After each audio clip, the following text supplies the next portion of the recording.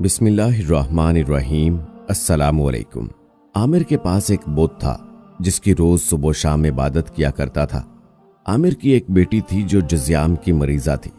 عامر اور اس کی بیگم بیٹی کو بت کے سامنے بٹھا کر روزانہ دعا مانگتے کہ اے ہمارے خدا ہماری بیٹی کو ٹھیک کر اور اس کا مرض دور کر۔ سارہ سال سے دعا مانگ مانگ کر جب بے جان پتھر کے بت نے کچھ نہ کیا تو ایک دن عامر نے اپنی بیوی سے کہا، تو دیکھ رہی ہے کس نے کچھ نہیں کیا، ہم کب تک اس گونگے بہرے بے جان پتھر کو پوجتے رہیں گے؟ میں نہیں سمجھتا کہ ہم دین حق پر ہیں۔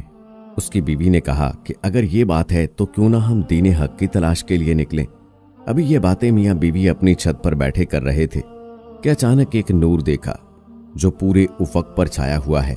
اس کی روشنی سے پوری کائنات منور ہو گئی، پہاڑ سجدوں میں گر گئے، پرندوں کے بچے بڑے بڑے نظر آنے لگے، درخت جھک گئے اور ایک آواز گونج رہی، ہادی برحق نبی آخر الزماں اکرم صلی اللہ علیہ وآلہ وسلم پیدا ہو گئے۔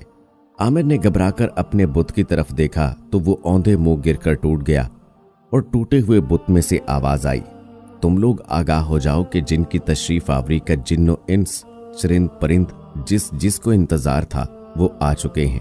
عامر نے حیرانگی سے بیوی سے کہا، تو سن رہی ہو جو کچھ یہ پتھر کہہ رہا؟ بالکل یہ آخری رحمت للعالمین کی بات کر رہا ہے، اس سے پوچھو تشریف لانے والے کا نام کیا ہے اور کہاں ملیں گے۔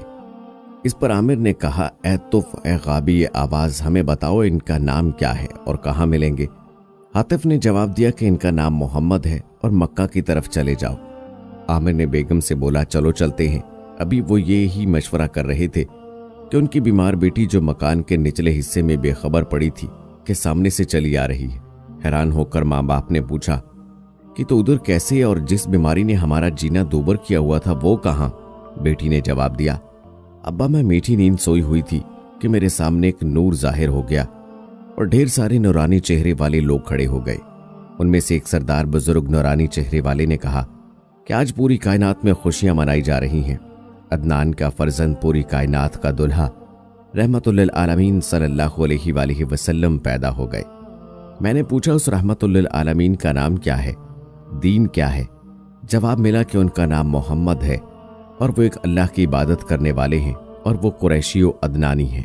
پھر میں نے پوچھا کہ اے نیک دل بزرگ آپ کون ہیں اور میری یہ بیماری میرے لیے وبال جان ہے، کب ختم ہوگی؟ جواب ملا، ہم سب وہ فرشتے ہیں جنہوں نے محمد صلی اللہ علیہ وآلہ وسلم کا نور اٹھانے کا شرف حاصل کیا ہے، اور تمہاری بیماری کا علاج صرف اور صرف حضور اکرم صلی اللہ علیہ وآلہ وسلم کے وسیلے کی دعا سے ہے، وہ کرو۔ چنانچہ میں نے روک کر دل سے دعا کی اور جب آنکھیں کھولیں تو ادھر موجود تھی آپ کے سامنے ٹھیک ٹھاک۔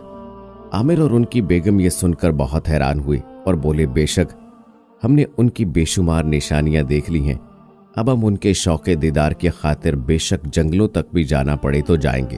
چنانچہ انہوں نے رخت سفر باندھا اور مکہ کی طرف چلے گئے۔ وہاں پہنچ کر حضرت آمنہ رضی اللہ تعالی عنہا سے ملے تو حضرت آمنہ رضی اللہ تعالی عنہا نے فرمایا، میں تمہیں کبھی زیارت نہ کرواؤں گی کیونکہ میں تم سے ڈرتی ہوں کہیں میرے لال کو نقصان نہ پہنچاؤ۔ عامر نے سارا واقعہ سنایا اور بولے کہ اپنا پرانا دین ترک کر کے آپ کے لال صلی اللہ علیہ وآلہ وسلم کی محبت کے لیے آئے ہیں۔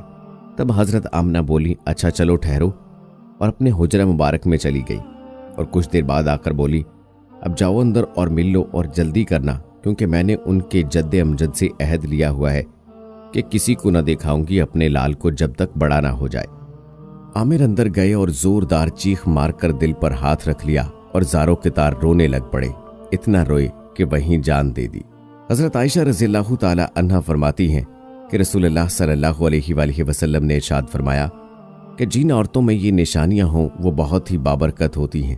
عورت کی بابرکت ہونے کی علامات میں سے یہ ہے کہ نمبر 1 اس کی طرف رشتہ بھیجے اور رشتہ منظور ہونے میں آسانی ہو، نمبر 2 اس کا مہر آسان ہو یعنی بہت زیادہ پیچیدہ نہ ہو، نمبر 3 اس کے ہاں بچوں کی پیدائش میں آسانی ہو۔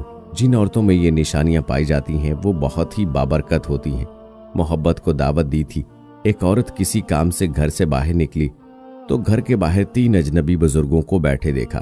عورت کہنے لگی، میں آپ لوگوں کو جانتی نہیں لیکن لگتا ہے آپ لوگ بھوکے ہیں، چلے اندر چلے، میں آپ لوگوں کو کھانا کھلا دیتی ہوں۔ ان بزرگوں نے پوچھا، کیا گھر کا مالک موجود ہے؟ عورت کہنے لگی، نہیں، وہ گھر پر موجود نہیں۔ انہوں نے جواب دیا پھر تو ہم اندر نہیں جائیں گے۔ رات کو جب خاوند گھر آیا تو عورت نے سارے معاملے کی خبر دی۔ وہ کہنے لگا انہیں اندر لے کر آؤ۔ عورت ان کے پاس آئی اور اندر چلنے کو کہا۔ انہوں نے جواب دیا ہم تینوں ایک ساتھ اندر نہیں جا سکتے۔ عورت نے پوچھا وہ کیوں؟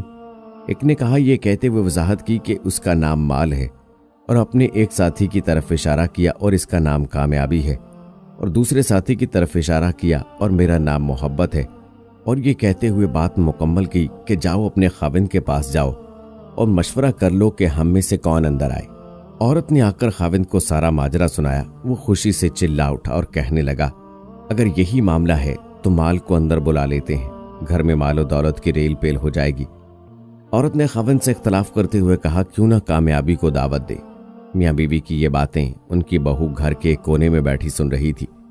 اس نے جلدی سے اپنی رائے دی کیوں نہ ہم محبت کو بلا لیں اور ہمارا گھرانہ پیار و محبت سے بھر جائے۔ خاوند کہنے لگا بہو کی نصیحت مان لیتے ہیں، جاؤ اور محبت کو اندر لے آؤ۔ عورت باہر آئی اور بولی آپ میں سے محبت کون ہے؟ وہ ہمیں مہمان نوازی کا شرف بخشے۔ گھر والوں کا مطلوبہ شخص اٹھا اور اندر جانے لگا تو اس کے دونوں ساتھی بھی کھڑے ہو گئے اور اس کے پیچھے چلنے لگے۔ عورت حیران و پریشان ان کا منہ دیکھنے لگی۔ عورت نے مال اور کامیابی سے کہا میں نے تو صرف محبت کو دعوت دی تھی، آپ دونوں کیوں ساتھ جا رہی ہیں؟ دونوں نے جواب دیا اگر تم نے مال یا کامیابی میں سے کسی کو بلایا ہوتا تو باقی دونوں باہر رہتے، لیکن تم نے کیونکہ محبت کو بلایا ہے، یہ جہاں ہو ہم اس کے ساتھ ہیں۔ جہاں محبت ہوگی وہاں مال اور کامیابی بھی ملے گی۔ اپنے دل میں اور اپنے عزیزوں اور ساتھیوں کے دلوں میں محبت پیدا کیجیے، آپ ایک کامیاب شخصیت کے مالک بن جائیں گے۔ یاد رکھیے اگر آپ محبت کے ساتھ دوسروں سے پیش آئیں تو آپ کی مثال اس چراغ کی سی ہے جس کے گرد لوگ اندھیرے میں اکٹھے ہو جاتے ہیں۔ فرمان مصطفیٰ صلی اللہ علیہ وآلہ وسلم جب آدمی پر نزع کا عالم طاری ہوتا ہے تو اللہ عز و جل اس کی طرف 5 فرشتے بھیجتا ہے۔ پہلا فرشتہ اس کے پاس اس وقت آتا ہے جب اس کی روح حلقوم یعنی حلق تک پہنچتی ہے۔ وہ فرشتہ اسے پکار کر کہتا ہے اے ابن آدم تیرا طاقتور بدن کہاں گیا؟ آج یہ کتنا کمزور ہے؟ تیری فصیح زبان کہاں گئی؟ آج یہ کتنی خاموش ہے؟ تیرے گھر والے اور عزیز و اقربا کہاں گئے؟ تجھے کس نے تنہا کر دیا؟ پھر جب اس کی روح قبض کر لی جاتی ہے اور کفن پہنا دیا جاتا ہے تو دوسرا فرشتہ اس کے پاس آتا ہے اور اسے پکار کر کہتا ہے اے ابن آدم تو نے تنگ دستی کے خوف سے جو مال و اسباب جمع کیا تھا وہ کہاں گیا؟ تو نے تباہی سے بچنے کے لیے گھر بسائے تھے وہ کہاں گئے؟ تو نے تنہائی سے بچنے کے لیے جو انس تیار کیا تھا وہ کہاں گیا؟ پھر جب اس کا جنازہ اٹھایا جاتا ہے تو تیسرا فرشتہ اس کے پاس آتا ہے اور اسے پکار کر کہتا ہے آج تو ایک ایسے لمبے سفر کی طرف رواں دوا ہے جس سے لمبا سفر تو نے آج سے پہلے کبھی طے نہیں کیا۔ آج تو ایسی قوم سے ملے گا کہ آج سے پہلے کبھی اس سے نہیں ملا۔ آج تجھے ایسے تنگ مکان میں داخل کیا جائے گا کہ آج سے پہلے کبھی ایسی تنگ جگہ میں داخل نہ ہوا تھا۔ اگر تو اللہ عز و جل کی رضا پانے میں کامیاب ہو گیا تو یہ تیری خوش بختی ہے، اور اگر اللہ عز و جل تجھ سے ناراض ہوا تو یہ تیری بدبختی ہے۔ پھر جب اسے لحد میں اتار دیا جاتا ہے تو چوتھا فرشتہ اس کے پاس آتا ہے اور اسے پکار کر کہتا ہے اے ابن آدم کل تک تو زمین کی پیٹھ پر چلتا تھا اور آج تو اس کے اندر لیٹا ہوا ہے۔